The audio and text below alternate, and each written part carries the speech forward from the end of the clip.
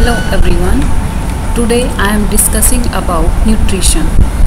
This is a topic from Unit 10 of Fundamental of Nursing of BSc Nursing second year. So today in this video I am going to discuss about physiological needs. In first video I have discussed about sleep and rest, and in this video I am going to discuss about nutrition. So nutrition is one of the first need of a patient. Nutrition से related जो भी terminologies जो आपको आएंगी वो है, जैसे first है anorexia. Anorexia means it loss of appetite, means when there is loss of appetite, so we can call medically it as anorexia. Next is dyspepsia. It means indigestion, a feeling of fullness, discomfort, nausea and anorexia. Next is dysphagia. Dysphagia means difficulty in swallowing. Next is nausea, a sensation of sickness with inclination to vomit. Next is belching. Belching means to let out air through the mouth with noise. Okay. Next is regurgitation. It is the backflow of partially indigested food into the mouth from the stomach. Let's discuss about nutrition. Nutrition is a basic human need that changes throughout the life cycle and along the wellness-illness continuum. Food provides nutrition for the body and mind. Eating is not only a necessity in life, but it may also be a source of pleasure, a pastime, a social event, a religious symbol, or an integral component of a medical treatment. Because nutrition is vital for life and health, and a poor nutrition can seriously decrease one's level of wellness, therefore it is vital component of nursing. So nutrition every human being की एक basic need है, जो कि life के cycles के through या wellness और illness जो कंटिन्यूम चलती रहती है उसके बीच का एक साइकिल है. और हमारी न्यूट्रिशनल डिमांड्स, हमारी न्यूट्रिशनल पैटर्न वो भी चेंज होता रहता है जैसे जैसे हम ग्रो करते हैं अपनी लाइफ में, या फिर जब हमें इलनेस होती है, या फिर हम जब वेल होते हैं. फूड जो है वो प्रोवाइड करता है हमें, न्यूट्रिशन प्रोवाइड करता है हमारी बॉडी को और हमारे माइंड को. ईटिंग सिर्फ एक नेसेसिटी नहीं है, बल्कि ये एक सोर्स ऑफ प्लेजर भी है. एज वी कैन से एक पास टाइम भी होता है, सोशल इवेंट भी होता है, रिलीजियस सिंबल भी होता है. Religious symbols means like Hindus के लिए फूड या न्यूट्रिशन के जो प्रोडक्ट्स हैं वो अलग होते हैं, मुस्लिम्स के अलग होते हैं. वैसे ही क्रिश्चियनिटी के अपने अपने रूल्स के अकॉर्डिंग, अपने अपने धर्म के अकॉर्डिंग वो न्यूट्रिशन खाते हैं या फिर फूड आइटम्स को सिलेक्ट करते हैं. It is a integral component of medical treatment also, because as there is a disease condition, the nutritional pattern of a patient is also changed. So nutrition is vital for life and health, and a poor nutrition can lead to decrease in one's level of wellness. Means कि nutrition pattern अगर poor होता है तो किसी भी individual का जो wellness status है वो डिक्रीज हो जाता है. इसलिए हम इसको नर्सिंग का एक वाइटल कंपोनेंट मानते हैं, बिकॉज नर्सिंग के थ्रू ही हम अपने पेशेंट को अकॉर्डिंग टू हिज नीड हम न्यूट्रिशन प्रोवाइड करवाते हैं, और उसकी डिजीज कंडीशन को देख के ही हम उसको जो फूड है वो सर्व करते हैं. Nutrition is the science of food and nutrients and of process by which an organism takes them and the uses them for producing energy to grow and maintain functions. So nutrition एक science हम कह सकते हैं food की या फिर nutrients की, जिसके थ्रू ये एक प्रोसेस है जो ऑर्गेनिज्म जिनके थ्रू फूड खाता है और एनर्जी प्रोड्यूस करता है अपनी ग्रोथ के लिए और अपने फंक्शंस को मेंटेन करने के लिए. A good nutritional status is essential for normal growth, development and functions of the organs, growth and maintenance for optimal activity and working efficiency, for resistance to infection and for repair of injuries or damage. तो nutrition जो है वो हमारी growth के लिए, हमारी development के लिए, सारे ऑर्गन्स के फंक्शंस के लिए, हमारी नॉर्मल एक्टिविटीज़ को मेंटेन करने के लिए, हमारे वर्क की एफिशिएंसी को बढ़ाने के लिए, या हम नॉर्मली एक काम करने के सक्षम हो सकें. और हमारी इन्फेक्शन से लड़ने की क्षमता को भी बढ़ाता है, और अगर हमारी बॉडी में कोई इंजरी हो जाती है या डैमेज हो जाता है उसको भी रिपेयर करने में वो जो है हेल्प करता है। जैसे हमारे फूड के जो प्रोटीन्स हैं वो हमारे रिपेयर सेल्स को रिपेयर करने के काम में मेनली आती हैं। Next are factors affecting nutritional status. So there are various factors which can affect your nutritional status, as food choice have always been influenced by non-nutritional factors including religious taboos, ethnicity, gender role and social status। जो हमारी food choices होते हैं, जो हम खाना खाते हैं, वो हमारे जो रिलीजियस टैबूज होते हैं उनके द्वारा प्रभावित की जाती हैं। हमारी एथेनिसिटी, जो हमारे पुरानी जो रीति रिवाज है वो भी इफ़ेक्ट करते हैं। हमारा जेंडर रोल वो भी इफ़ेक्ट करता है हमारे फूड स्टेटस को, और हमारा सोशल स्टेटस है वो भी हमारे न्यूट्रिशनल पैटर्न को एक तरह से इन्फ्लुएंस करता है।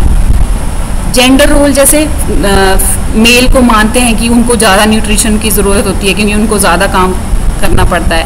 और सोशल स्टेटस मीन्स अगर कोई अमीर है तो उनका न्यूट्रिशनल स्टेटस वो मतलब ठीक रहता है मेनली, और जो पुअर लोग होते हैं उनका न्यूट्रिशनल स्टेटस वो मेनली पुअर रहता है, because they can't afford maximum food nutritious foods as they need. So there are also other factors which are physiological and physical factors. Physiological और फिजिकल फैक्टर्स जो कि हमारे न्यूट्रिशनल स्टेटस को effect करते हैं वो है throughout the life cycle the nutrient need keep changing in relation to growth, development, activity and age related changes in metabolism. Period of intense growth such as infancy, adolescence, pregnancy and lactation cause increased nutrients needs। Physical factors और physiological factors as the name is indicating, जैसे कि जैसे हमारी growth होती है वैसे वैसे हमारे न्यूट्रिएंट्स की डिमांड भी जो है बॉडी में वो चेंज होती रहती है। जब हम ग्रोइंग एज में होती है तब हमारे लिए ज़्यादा न्यूट्रिशन की ज़रूरत होती है, जैसे कि इन्फेंट जो होते हैं 0 से 1 ईयर के बच्चे जो होते हैं, एडोलेसेंट जो होते हैं 12 से 16 साल के बच्चे, या फिर प्रेगनेंसी के ड्यूरिंग और लैक्टेशन के ड्यूरिंग जो है वो न्यूट्रिशनल डिमांड जो है वो लेडी की बढ़ जाती है। तो ये इस तरह से हम जो हमारी फिजिक है या हमारे फिजिकल फैक्टर्स हैं वो हमारे न्यूट्रिशनल स्टेटस को इफेक्ट करते हैं। Next is socio cultural and psychological factors. Various socio-cultural and psychosocial factors as dietary choices or restrictions are also influenced by culture, religion and personal feelings and meaning associated with food।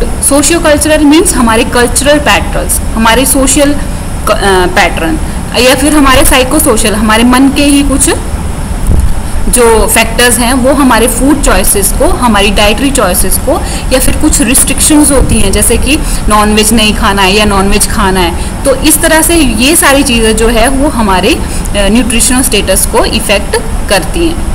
कुछ cultures होते हैं, कुछ religions होते हैं, कुछ personal feelings होती हैं। इस तरह से जो है वो हमारे डाइटरी पैटर्न्स को चेंज करती हैं या फिर इन्फ्लुएंस करती हैं। जैसे कुछ कम्युनिटीज़ में नॉनवेज नहीं खाते हैं तो उससे क्या होता है कि हमारी जो नॉनवेज से जो हमें न्यूट्रिएंट्स मिलते हैं वो हमारी बॉडी को नहीं मिल पाते। तो उस केस में क्या कर सकते हैं, वेज चीज़ों से हमें वो न्यूट्रिएंट्स लेने चाहिए। मीन्स हमें वेजिटेरियन जो फूड प्रोडक्ट्स हैं उनसे हम अपनी जो न्यूट्रिशनल नीड्स हैं वो कंप्लीट करनी चाहिए। इसी तरह से people eat for many reason in addition to satisfy hunger and provide nutrition. Food may signify a celebration, a social gathering, reward और a punishment. We can offer food to express love and approval or withhold it to express disapproval. Some people use various food to indicate caring or to give comfort and reassurance during times of stress or unhappiness.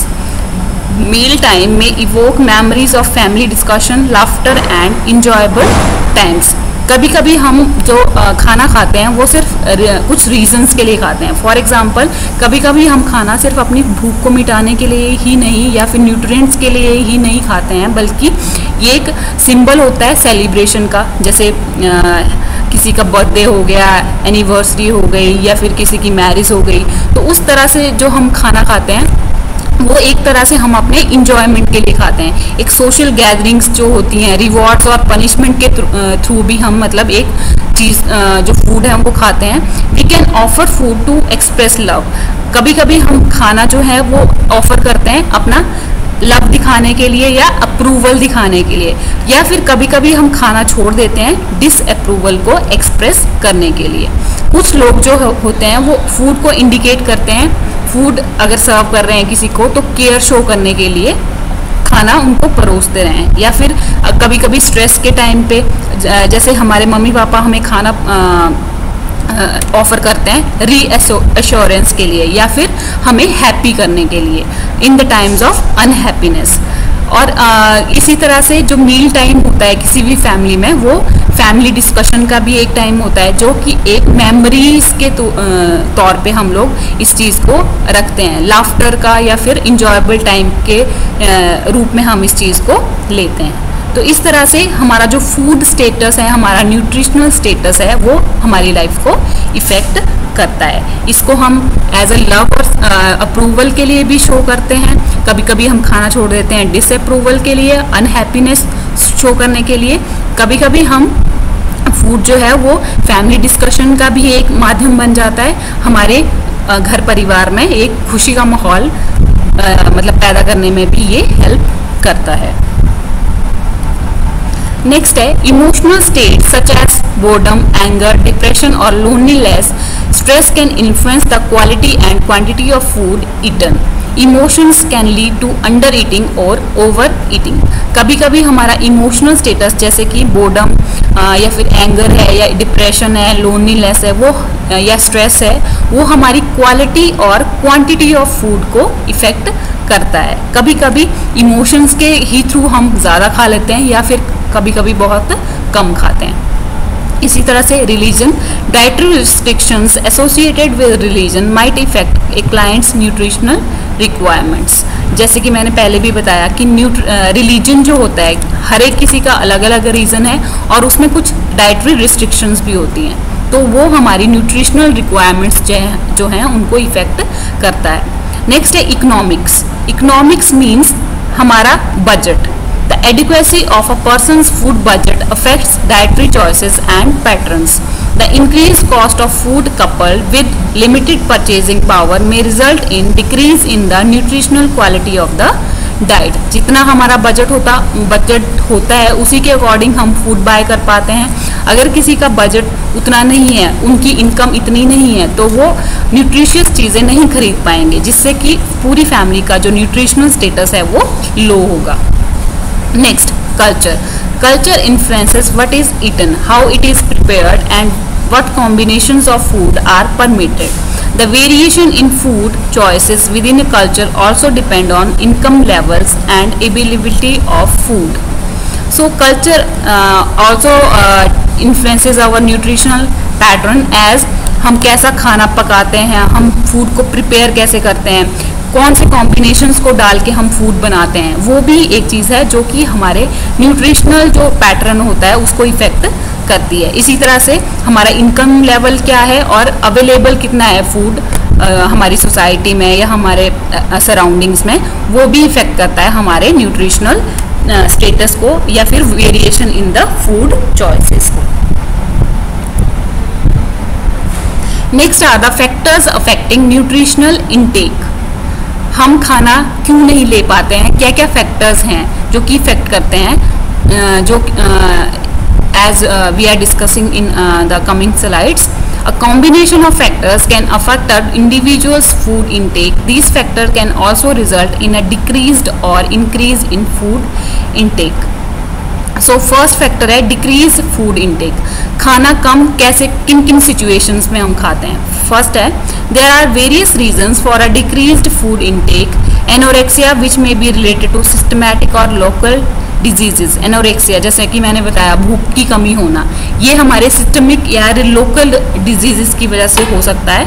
Next है psychological causes such as fear, anxiety, depression, pain, ये भी food intake को कम करता है। Next, impaired ability to smell and taste, किसी की smell करने की एबिलिटी इम्पेयर हो गई है, टेस्ट की एबिलिटी जो है वो इम्पेयर हो गई है, जैसे कि बेसिकली इन ओल्ड एज में होता है, तो वो भी फूड इंटेक को कम करता है। Next, clients having difficulty in chewing and swallowing, कुछ पेशेंट जिनको डिफिकल्टी होती है खाना चबाने में या खाना निगलने में, वो भी एक फूड इंटेक को डिक्रीज करता है, जैसे कि ओल्ड एज में बेसिकली ऐसा होता है।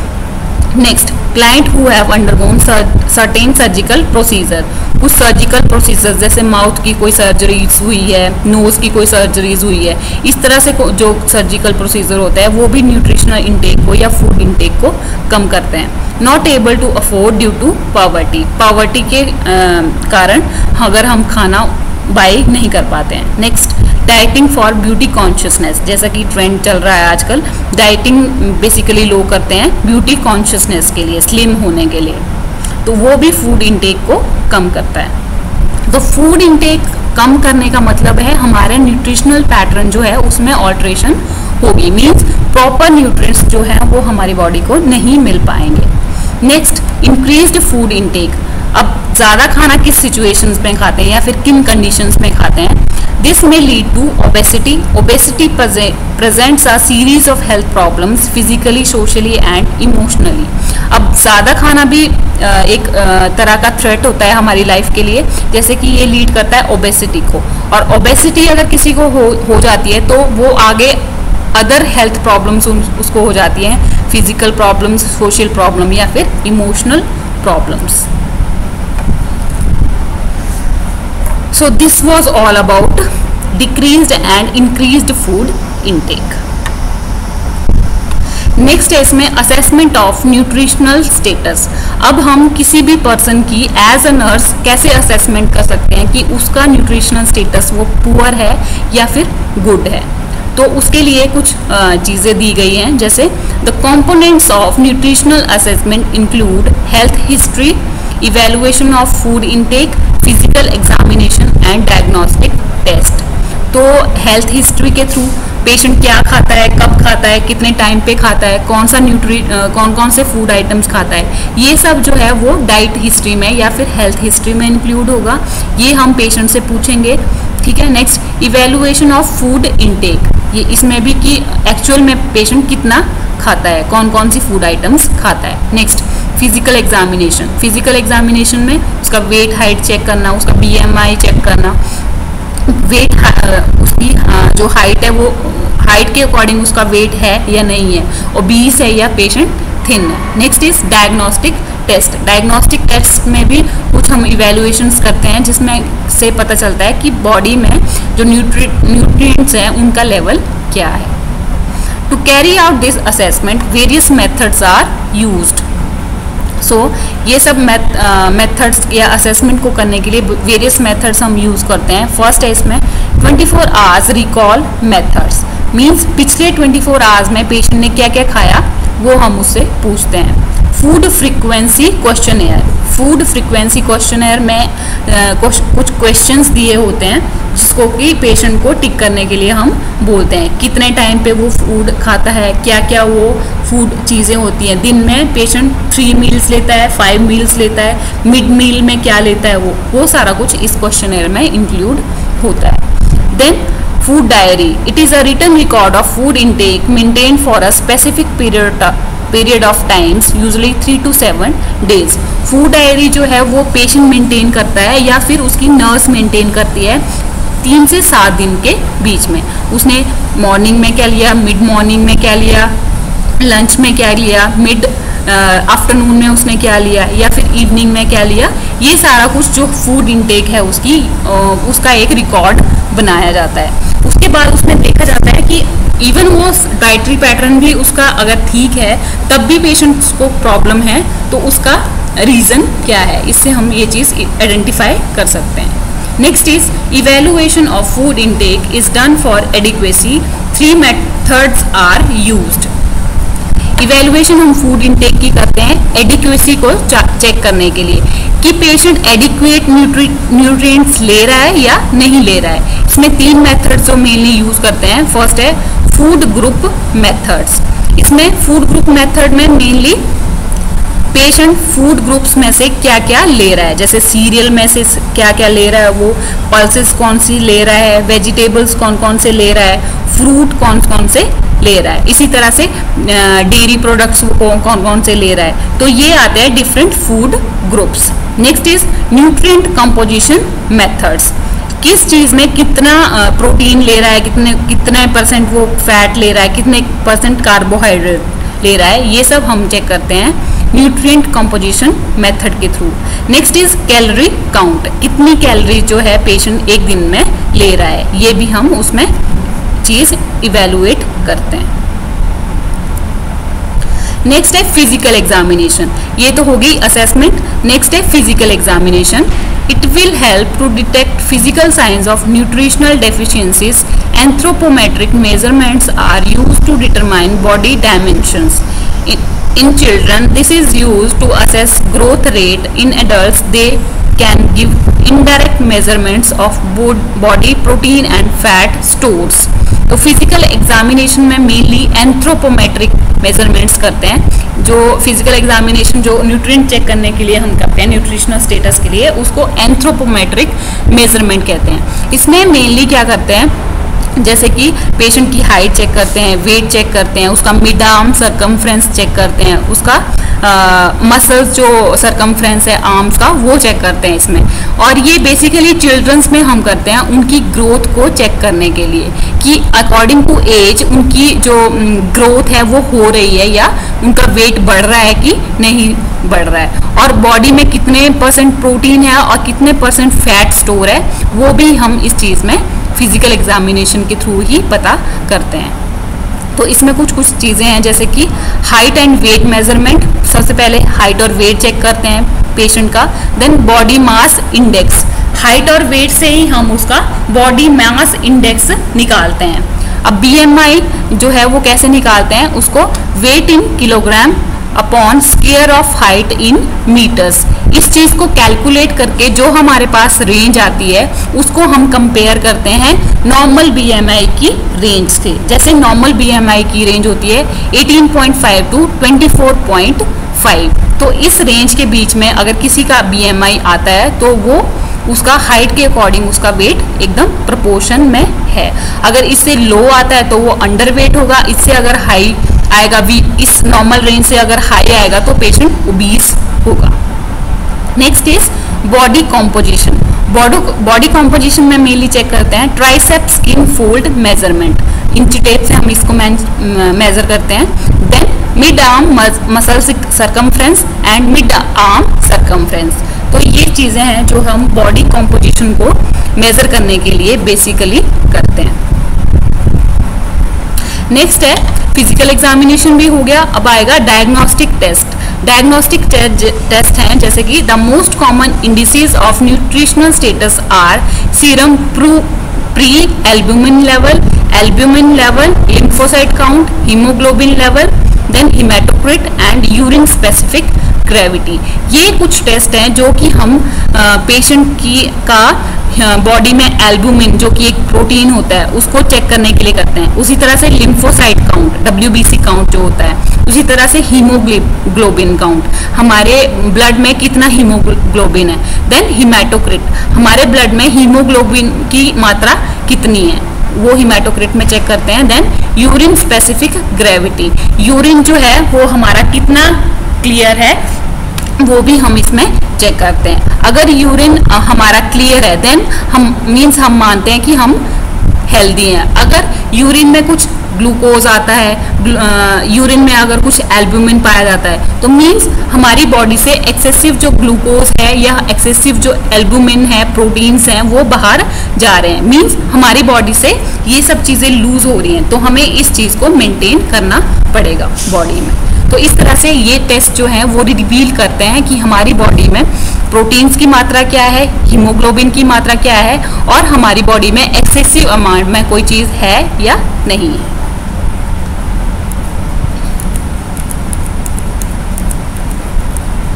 तो ये सब था न्यूट्रिशन के बारे में। Thank you.